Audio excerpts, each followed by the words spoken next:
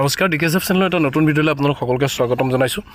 বিশেষকৈ শিক্ষক বন্ধুসকল, আপোনালোকৰ বাবে যোৱাকালি এটা মই ভিডিঅ' আপলোড কৰিছিলোঁ যে অসম চৰকাৰে এটা নটিফিকেশ্যন জাৰি কৰিছে।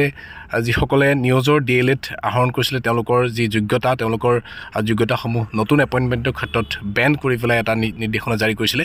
এই বিষয়ত যথেষ্ট এটা বিভ্ৰান্তিকৰ পৰিৱেশৰ সৃষ্টি হৈ আছে বিভিন্ন শিক্ষক মহলৰ মাজত বা বিভিন্ন চাকৰি প্ৰত্যাশীসকলৰ মাজত অত্যন্ত এটা বিৰূপ প্ৰতিক্ৰিয়া সৃষ্টি হৈছিলে।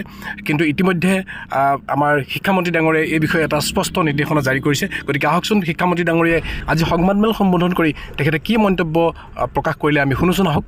বিশেষ DLEDৰ সুবিধা দিছিল। সেই বিশেষ DLEDৰ সুবিধাটো কেৱল ইন ছাৰ্ভিচৰ কাৰণে আছিল। গতিকে আমাৰ ইন ছাৰ্ভিচ অৰ্থাৎ DLED নথকাকৈ যিসকল শিক্ষক শিক্ষয়িত্ৰীয়ে চাকৰি কৰি আছিল তেওঁলোকক DLED কৰাৰ সুবিধা দিয়া হৈছিল। কিন্তু বহুত প্ৰাইভেট বিদ্যালয়েও আবেদন কৰিলে যে আমাকো এই সুবিধাটো দিব লাগে, কাৰণ আমাৰ প্ৰাইভেট বিদ্যালয়ৰো শিক্ষক শিক্ষয়িত্ৰীসকলৰ DLEDটো প্ৰয়োজন হোৱাটো উচিত। গতিকে মিনিষ্ট্ৰীয়ে প্ৰাইভেট বিদ্যালয়ৰ DLEDটো এলাউ কৰিলে। ইয়াৰ সুযোগতে বহুতে প্ৰাইভেট বিদ্যালয়ত বা ভেঞ্চাৰ স্কুলত তেওঁলোকে চাকৰি কৰি আছো বুলি তেওঁলোকে DLED কৰিলে।